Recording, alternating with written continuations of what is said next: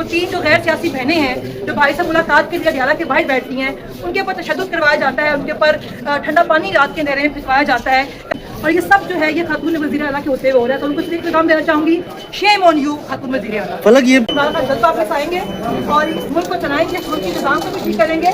बाकी अगर खान साहब तैयार है तो हम भी हर तरह की कुर्बानी के लिए तैयार हैं। कि मुझे अपनी बेटियों पे उतना ही एतबार है जितना अपने रब के होने पे एतबार है, इसलिए मुझे कोई फर्क नहीं पड़ता कि उन्होंने छोड़ डाला हुआ था कि इज्जत मजरूह हो गई है, मेरे से बड़ा जुल्म हो गया है। अब कोर्ट ने उनको मौका दिया आई, लेकिन उसके बावजूद भी जो है वो कोर्ट में नहीं हुई। हमने जैसा अपनी रिक्वेस्ट की है कि मेरे जो वकील है उन्होंने रिक्वेस्ट की, कोई फर्क नहीं पड़ता, जितनी मर्जी सजाएं देते हैं। पहले दूसरे बयानियां बनाए हैं, सारी दूसरी सजाएं उनके बयानियां आवाम की जिंदगी के नौकरी ऊपर है, आवाम को कोई फर्क नहीं पड़ता। जो मर्जी सजाएं सुनाए, क्योंकि आवाम जानती है कि इमरान खान जो है वो ऑनेस्ट है। अगर ये कहते हैं कि इमरान खान साहब का नाम खत्म हो गया है तो मैं उनको चैलेंज करती हूँ कि कम से कम एक बार उसको पानी पी के कहने के उसका पूरा नाम होना चाहिए, पहले उसका पूरा नाम इमरान अहमद खान है, ठीक है। और दूसरा जो आप उसका एक नाम देना सकते हैं, दूसरा आप ये जो पाबंदियाँ लगाई हुई हैं, आप उसकी आवाज़ सुनाते हैं, तस्वीर ही दिखाते हैं, पाबंदियाँ हटाएं, फिर आपको आवाम बताती है कि कहाँ पे खड़े हैं आप और कहाँ पे खड़े हैं। हमारा लीडर खड़ा है, हम भी खड़े हैं, हमारा लीडर तैयार है हर तरह के जहाद के लिए, हर तरह की कुर्बानी के लिए, तो हम लोग भी तैयार हैं। तो जितने भी खान साहब के सीनियर रहनुमा हैं पंजाब के अंदर, उन सबको भी उनकी उम्र से ज़्यादा सजाएं सुना दी गई हैं। और इनको खौफ को जाहिर कर रहा है कि फैसला लेने के बावजूद, तरमीम करवाने के बावजूद भी इनका जो खौफ है वो खत्म का नाम नहीं ले रहा।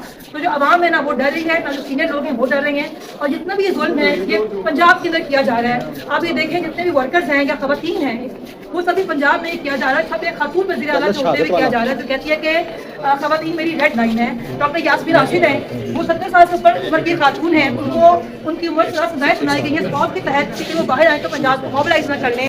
वो 3 जो गैर सियासी बहनें हैं जो भाई से मुलाकात के लिए अडियाला के बाहर बैठती हैं, उनके ऊपर तशद्दुद करवाया जाता है, उनके ऊपर ठंडा पानी रात के अंधेरे में पिलवाया जाता है। कभी ये रेहान डार जैसी जो बुजुर्ग खातून है उनका गिरबान चार्ज करते हैं, कभी हम जैसी औरतों के जेलों में डालते हैं जो ना कभी MP है ना कभी MNA कुछ भी नहीं रही हैं। इसका खौफ है बेसिकली।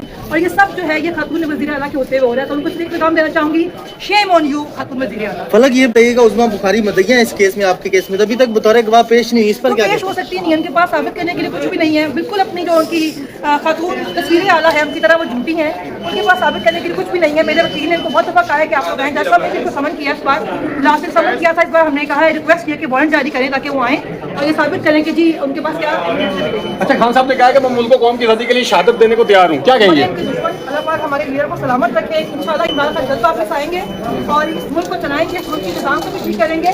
बाकी अगर खान साहब तैयार है तो हम भी हर तरह की कुर्बानी के लिए तैयार हैं। तो आप दोनों बहनें जेल के अंदर हैं, कभी इस चीज़ की डिस्कशन नहीं हुई कि अब हमें जो है बस कर देनी चाहिए? नहीं, तो बिल्कुल फर्क नहीं पड़ता। हमारा लीडर इमरान खान हमारा हौसला है, वो खड़ा है, हम भी खड़े हैं। इंशाअल्लाह ताला ये कुर्बानियाँ कभी रायगा नहीं जाएंगी, पाकिस्तान का निज़ाम जरूर तब्दील होगा। अच्छा, आवाम को इस मौके पे क्या करना चाहिए? आवाम मुस्तैद रहे, खड़ी हो जाए। आपका लीडर आपके लिए कुर्बानियाँ दे रहा है, जेल में बैठा हुआ है, तो आप भी उसके लिए खड़े हो, अपने हक के लिए बाहर निकले, आवाज़ उठाएं। पाकिस्तान जिंदाबाद, इमरान खान जिंदाबाद। शुक्रिया। वो अपने काम कर रही हैं और मैं बतौर फादर उनको प्रोटेक्ट कर रहा हूँ, क्योंकि मैं ये समझता हूँ कि वो गलत नहीं कर रही। अगर वो कुछ गलत कर रही होती तो मैं उनके साथ ना होता। उससे मुझे कोई फ़र्क नहीं पड़ता है। मैंने पहले भी कहा था और आज भी ये कहता हूँ कि मुझे अपनी बेटियों पे उतना ही एतबार है जितना अपने रब के होने पे एतबार है, इसलिए मुझे कोई फ़र्क नहीं पड़ता कि कोई उनके बारे में क्या। मुझे पता है उनकी जाली AI वीडियोस बना के लगाई जाती हैं, वो किया जाता है, मगर मैं उन लगाने वालों को इस काबिल भी नहीं समझता कि उस पर कमेंट्स करूं और उनके अगेंस्ट कोई दरख्वास्त दूं जिससे ये साबित हो कि मुझे कोई पैनिक है।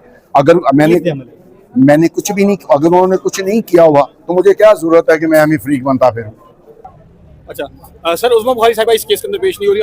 अमूमन होता तो ये है कि जो इल्ज़ाम लगाता है या पटिशनर होता है वो हर पेशी पर आता है। इतनी पेशियाँ गुजर गई हैं, तो इसके ऊपर अब कानून आगे क्या देखता है? अदालत जो है वो हमें बार बार बराबर कराती रही है कि उन्हें चीफ जस्टिस साहबा की तरफ से, लाहौर हाई कोर्ट की तरफ से इसके अंदर डायरेक्शन जो है वो इस केस में आई है कि उन्होंने इसे टाइम लिमिट के अंदर कंक्लूड करना है and there is a time frame given. उसी की बुनियाद पे अदालत ने अपनी प्रोसीडिंग्स जो है वो बहुत स्पीडी चलाई हैं और अदालत ने लास्ट डेट के ऊपर चार्ज फ्रेम किया था और इस तारीख पे उस्मा बुखारी साहबा जो इस केस की कंप्लेनेंट है उनको जो है वो बतौर विटनेस अदालत में समन किया था, जिसकी सर्विस हो जाने के बावजूद भी जो है वो उस्मा बुखारी साहबा जो है वो पेश नहीं हुई। देखें उनके ह्यूज एंड क्राइज जो है वो पिछले 1.5 साल में बहुत जो है वो सुने हैं लोगों ने अब अदालत जब उन्हें मौका दे रही है कि वो आए, अपना मौक़िफ़ जो है वो अदालत के सामने रखें और वो तमाम हक़ाइक़ सामने लेके आएँ जिनकी बुनियाद पे वो समझती हैं कि फलक जावेद के किसी भी ऐसे एक्शन से, किसी भी ऐसे अल्फाज से या कंटेंट या डाटा से वो अपने आप को अग्रीव फील करती हैं या उनकी कोई डिग्निटी मजरूह हो गई है, तो अपने उस लगाए हुए इल्ज़ाम को अदालत के सामने आके जो है वो साबित करने का मौका दे रही है अदालत। मगर यहाँ पे जो है वो कंप्लेनेंट साहबा जो है वो अदालत में आने से हिचकिचाती नजर आ रही हैं, बल्कि इसका मुंह बोलता सबूत यह है कि पहले सुबह से जो है वो उनका इंतजार किया जाता रहा, बाद में जो है पैगाम आया कि वो नहीं आएंगी, फिर पैगाम आया बजरिया जो है वो कौंसल के वो आज जो है वो नहीं आएंगी, और फिर जो है वो एक नई रिक्वेस्ट आई कि हमें जो है वो हमारी अदालत से इस्तदा, उनकी अदालत से इस्तदा ये है कि अदालत पहले ऑफिशियल विटनेसेस को कर ले और कंप्लेनेंट को सबसे बाद में जो है वो बतौर विटनेस ट्रीट करे, जिसकी कानून के अंदर किसी तरह की कोई गुंजाइश नहीं है। कानून ये कहता है कि जिस शख्स ने इल्ज़ाम लगाया है, जो शख्स जो है वो किसी भी शख्स के किए गए जो है वो अमल से या फेल से समझता है कि अग्रीव फील करता है, कोई जो है वो जुर्म होना तस्वर होता है, तो वो आए, अपना इल्ज़ाम जो है वो उसके हक़ाइक़ बताए, उसके एविडेंस दे, उसकी ओरल स्टेटमेंट कोई जो है वो सपोर्ट में कोई एविडेंस है, डिजिटल है, डॉक्यूमेंट्री है या कोई ओरल है, वो अपने गवाहान है उनको अदालत में पेश करे।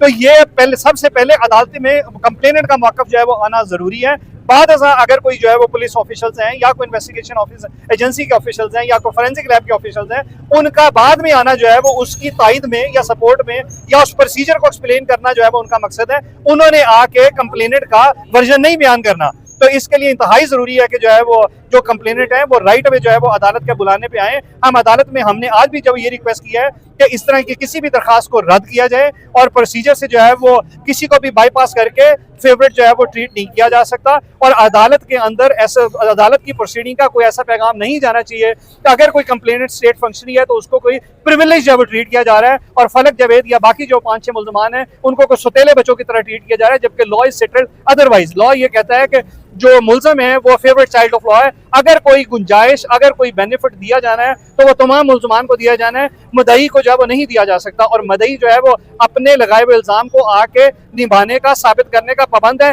नहीं तो अदालत जो है वो तमाम मुल्ज़मान को मुकदमे से बरी फरमाए। हमारी अदालत से रिक्वेस्ट ये थी कि इसके अंदर नॉन बेलेबल जो है वो वारंट जारी किए जाए। लास्ट टाइम समन सब हो गए हैं, अब प्रोसीजर जो है वो ये कहता है कि बेलेबल या नॉन बेलेबल वारंट जारी हो और फिर प्रोक्लेमेशन हो अगर जो है वो कंप्लेनेंट नहीं हाजिर होते तो। अदालत जो है वो हम अदालत से उम्मीद करते हैं कि अदालत को फेयर जो है और कोई अच्छा जो है वो डिसीजन पास करेंगे। सर मेरा लास्ट क्वेश्चन ये है कि अब उस्मा बुखारी साहब खुद आएंगे एज ए कंप्लेनेंट या वारंट इशू होंगे? हम उम्मीद ये करते हैं कि उन्हें नेक्स्ट डेट पे जो है वो आना चाहिए और आज वारंट जो है वो हर सूरत जारी होने चाहिए, क्योंकि उन्होंने अपनी अपॉर्चुनिटी समन वाली जो है वो ज़ाया कर दिया है और अपनी कोई रीजनेबल उनकी तरफ से कोई ग्राउंड जो है वो नहीं अदालत के सामने आई कि वो किस मसरूफियत, किस मजबूरी की वजह से जो है वो अदालत में पेश नहीं हो सकी। तो अदालत को इन हालात के अंदर जो है वो उनके वारंट जारी करने चाहिए और उन्हें, मैं ये उम्मीद करता हूँ कि कंप्लेनेंट को अदालत में आके अपना मौक़िफ़ साबित करना चाहिए। जी थैंक यू सर। एक मिनट, कंप्लेनेंट को अदालत में आके अपना मौक़िफ़ साबित करना चाहिए। जी थैंक यू सर। एक मिनट।